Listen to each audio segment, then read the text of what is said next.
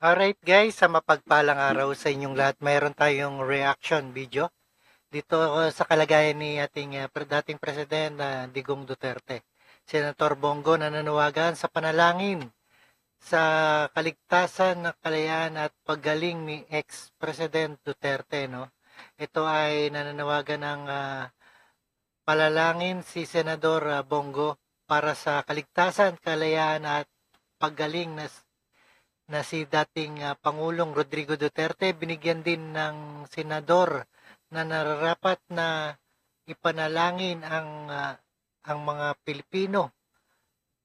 Ayan, si FRD na nagserbisyo din sa bansa. Alright, panoorin po natin ang panawagan ni Senador Bongo. Alright, let's get it on. Panoorin natin yan. And don't forget to subscribe, Rob Trip. Mga minamahal kong kababayang Pilipino, pagpatuloy po natin ipagdasal ang kalusugan ni Tatay Digong, ang kanyang kaligtasan at ang kanyang kalayaan. Ang hirap po ng kanyang sitwasyon ngayon, hindi natin siya nakikita, hindi natin siya masasamahan, magpa-doktor.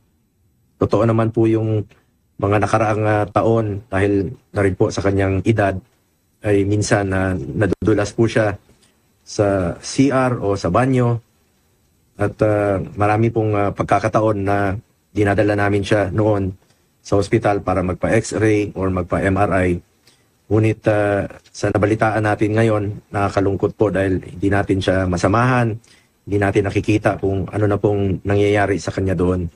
Dasal po ang kailangan ngayon at ang kanyang doktor nga po ay sinubukan rin pong makabisita. Yung doktor niya po for the past 23 years, sinubukan pong bumisita rin po sa kanya doon sa The Hague, Netherlands. Ngunit hindi po pinalad na makapasok. At nakakalungkot po isipin kung ano na ho ang sitwasyon niya ngayon. Kung totoo po yung balita na siya po ay naging unconscious, natagpo ang unconscious at dinala po sa hospital para makapag-laboratory test. Sana po ay gumaling po si Tatay Digong. Ipagdasal po natin ang kanyang pagaling sa lalong madaling panahon. Kung nandirito lang sana siya sa Pilipinas, masasamahan ko siyang magpa-hospital.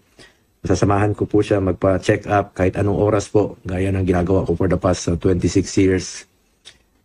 Ako po ay nalulungkot at nababahala sa sitwasyon niya ngayon na mag-isa po. At matanda na po si Tatay Digong. Marami na po siyang karamdaman sa kanyang edad na 80 anyos. Napakahirap po ng sitwasyon ni Tatay Digong. Bilang 80 years old po, marami na po siyang sakit. At sanay po siya na inaabot yung mga medisina.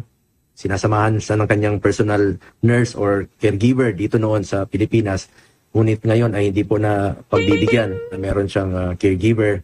Napakahalaga po na merong nakatutok po sa kanya, tumingin po sa kanya para maiwasan pong madisgrasya o madulas po. Dahil hirap na rin po siyang maglakad.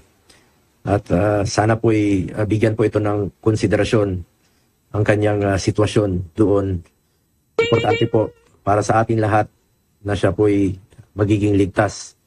Ang kanyang kalusugan, ang kanyang kaligtasan po, ang kanyang kalayaan ay napakahalaga po para sa ating mga kababayang Pilipino. Dasal po ang kailangan sa ngayon mga kababayan po. Huwag po tayong tumigil na magdasal at ipaglaban po si Tatay Digong. Napakasakit po isipin na sa kanyang edad po ay mag-isa po siya doon. Sana po makauwi na po siya rito sa ating bayan. Dito na po siya tumanda. Yun naman po ang gusto niya sa buhay. Makauwi lang po sa Pilipinas, makauwi po sa Davao. Tanda na po si Tatay Digong, harmless na po yun. Mas nakakatakot po kung meron pong mangyari sa kanya sa ibang bansa.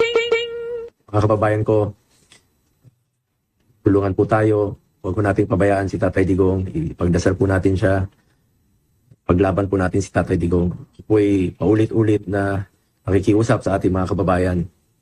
Pagdasal natin ang kanyang kalusugan. Ipagdasal po natin ang kanyang kaligtasan at ipagdasal po natin ang kanyang kalayaan. Ipaglaban po natin si Tatay Digong. Dasal po ang kailangan. Magdasal po tayo mga kababayan ko para kay Tatay Digong. to Tatay Digong, please get well soon. We love you, Tatay Digong. Please bring him home. Alright, yan, Mga napakinggan minam- at napanood po natin ang sinabi ni Senador Bongo na nanawagan ng palalangin para sa kaligtasan at kalayaan ng paggaling ni ex-President Duterte, no? Alright, at maraming salamat sa panonood pakinig dito kay Rob Trip, and see us again the next one, and peace out.